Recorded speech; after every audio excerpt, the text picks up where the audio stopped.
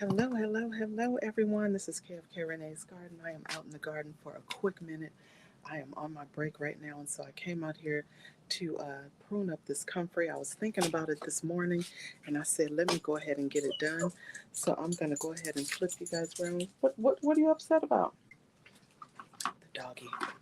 So I'm gonna flip you guys around, and I need to get this all pruned up. So this is my comfrey plant. So as you can see, it has blooms on here. I've been pruning it. I've been using it for fertilization. Hey, Roxanne is rocking. Look, couldn't even get your name right. Roxanne is rocking. How are you? Thank you for being here. I appreciate you. So what I'm going to do is prune this up. This can be used as a fertilizer. I use it three different ways. So you can take it, you can put it in a blender, and you can blend it up if you want to use it quick, or you can put it in a bucket with some water and let it break down over time. Takes about 6 weeks to break down if you do it that way, and you still have to chop it in pieces, or you can do chop and drop. DJ Ron, hey Laura, thank you for being here. So you can do chop and drop as well. Sometimes I do that, and I'll show you how I do that. I'll just take a piece off, and you can just chop it in pieces here, or you could tear it apart, whichever you decide. And you just drop it in the garden bed. It's going to break down over time. I do have a bucket of it also, so I will share with you the bucket that I have. Hey, Miss Cece. So this has been sitting for a while. Let me see if you can see the color. Hold on just a second. I'll bring you guys down some so you'll be able to see the color of it. This is the color of it. It's kind of like a greenish color. So you just stir it up, and I did have like a container that I was using to bail it out of there and fertilize my plants with, but it's been sitting there for a while. Hey, Black Guns, what's going on? Thank you for being here. I appreciate you. So this is a quick live, you guys. I just came out here to prune up this comfrey plant. Uh-oh, let me raise it back up. Where's that other one? Oh, here we go. All right, got it. Hey, Frugal. How are you? Thank you for being here. So I will bring you back over here. It's also been known to be used for, um, you can make herbal teas with it. You can use it as a compress. So what they do is they make a herbal tea out of it. And then you take, just say you have a broken bone, you have a sprain or something like that.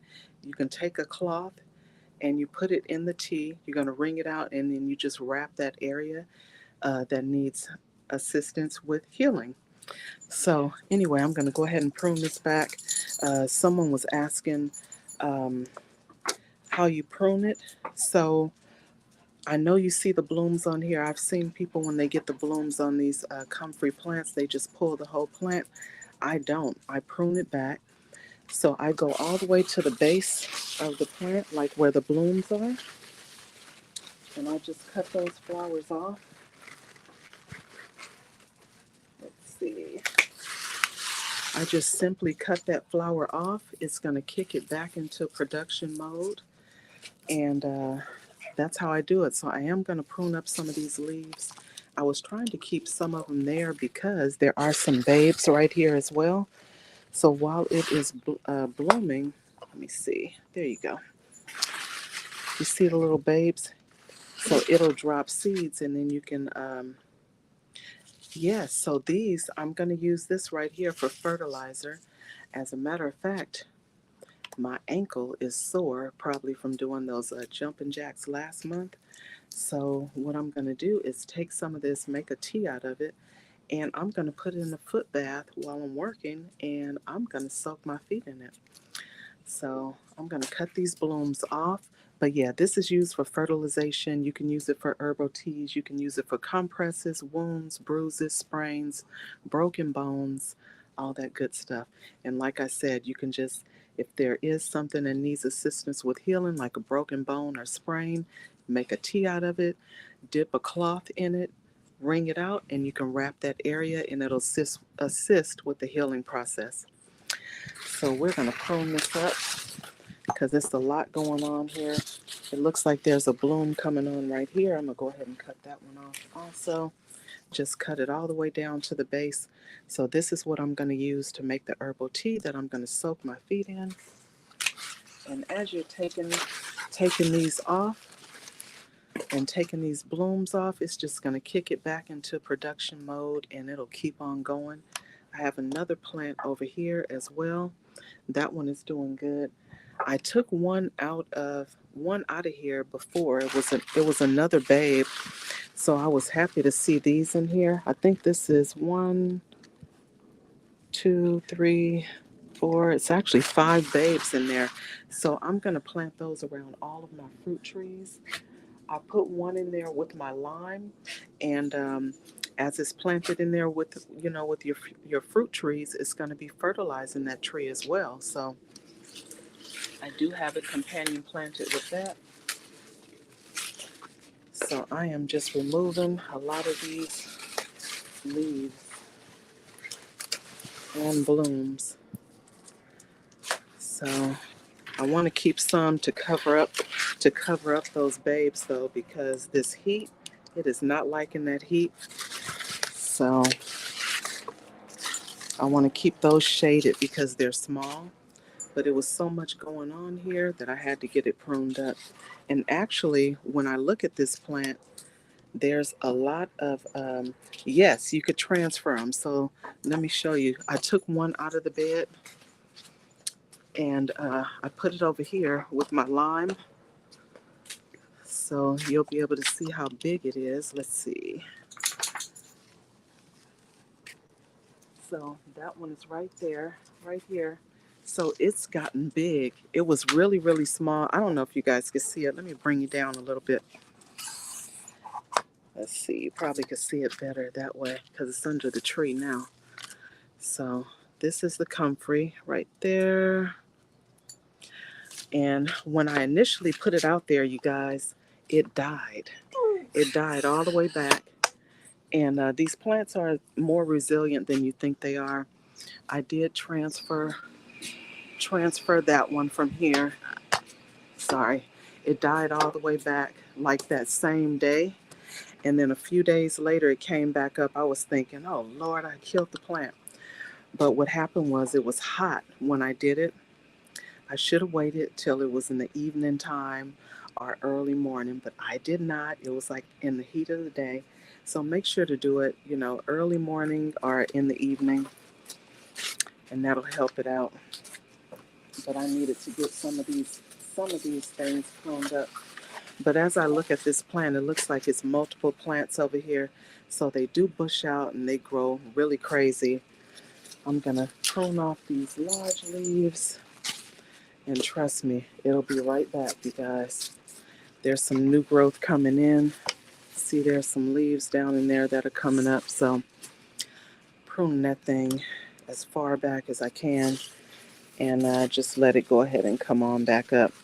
But I want to keep those babes over there shaded. I'm not going to cut it completely down because I want those babes to be covered. So anyway, you guys, that's all I'm doing out here. Just came out here for a quick break. I did find a dwarf moringa tree when I was at the nursery. So I'll take you over there to see my little dwarf moringa. I was so happy that I found that because initially I bought a full-size moringa tree. And of course, y'all know I ain't got no space for no full-size moringa tree. That thing gets about 25, 30 feet tall. And so the one right here, that's the dwarf. I was so happy. Jamia. Look, I'm saying it right this time. So this one is the full size. So what I'm going to do when it gets to be too big, I'm going to give it to my uncle because they definitely have space in their yard. So I'm going to keep that one. But this one is a dwarf. The funny thing, when I picked it up, I was like, it looks like another little plant in there. So initially I thought it was another moringa, but it wasn't. It's a basil plant. So maybe when they planted this up, a basil fell in there. But this is a dwarf moringa, you guys. So it gets to be 3 to 4 feet tall and 4 feet wide. So happy about that. Look, I believe in saying people's names right. So look, we gonna try to get it right next time. And from here on out, Miss Jamia, because I was saying what Jamia. So, we're gonna fix that. So yesterday I came out here and my peppers were laying over. So that's what I wanted to tell you guys too. Look, I'm all over the place because I only had like 15 minutes. I got like 5 more minutes. So these little pepper plants that I had down here, these are, I think it's called black pearl. And that's exactly what they mean, black pearl. These peppers are literally like a little pearl. They are no bigger than that. That's it. So they're super tiny. So will I get this variety again? No. Yogi, how are you? I don't remember if I spoke to you, but thank you for being here. I appreciate you. So these are super tiny peppers. I'm not mad at that, but I was expecting for them to be like maybe a jalapeno or a cayenne or something, and I only got the pepper because, of course, it was purple, and so yeah. So will I get that again? Absolutely not. That's a waste of my garden space, and I have two of them. So what I'm going to do is take all the peppers off of them, and I'll use them. I'll put them in the freezer or whatever. I'm not going to let them go to waste. But yeah. But the one that I really, really love that I know I'm gonna keep is the Romanian pepper. They are very plentiful. They definitely put out. I don't really care for the spinning top. Um, it looks like it's a lot of spinning top coming on here, but I'm like they're kind of small. I don't know if they get bigger or if that's just it for them. So yeah, I don't think I'll be getting that one anymore. But the Romanian peppers, they definitely put out, and they're nice, nice, those nice long bell peppers. So I like those. The okra is starting to bloom, so they're getting ready to bloom. So I am happy. So those are the okra plants. That's the Annie Oakley okra. It seemed like they were moving a little bit slow, but they are loving this heat, and they're probably the only plants out here that's loving this heat. So I am happy that they are doing their thing. And then I still had my little baby Bubba over there in that little container right there. That's doing its thing. I think that one is getting ready to bloom. The eggplant is already starting to bloom. I had the Thai eggplant, the Thai long eggplant, and the Black Beauty. So those are doing their thing. So I'm happy about that. And I'm still excited about these cayenne peppers. They are huge, and I have never, ever gotten cayenne peppers this big ever. You guys see how big these cayenne peppers are? It's longer than my hand. These are huge. I don't know if you guys can see it, but it's huge. So it's a bunch of those on there. That's what I make my red pepper chili flakes with. So I'm happy. I'll probably only need one to make a whole. Don't worry about that right there. This is another one that I repotted. That one is a Comfrey as well. You see how big that one is? And I don't know how that got in that tomato container, but it got in there, you guys. So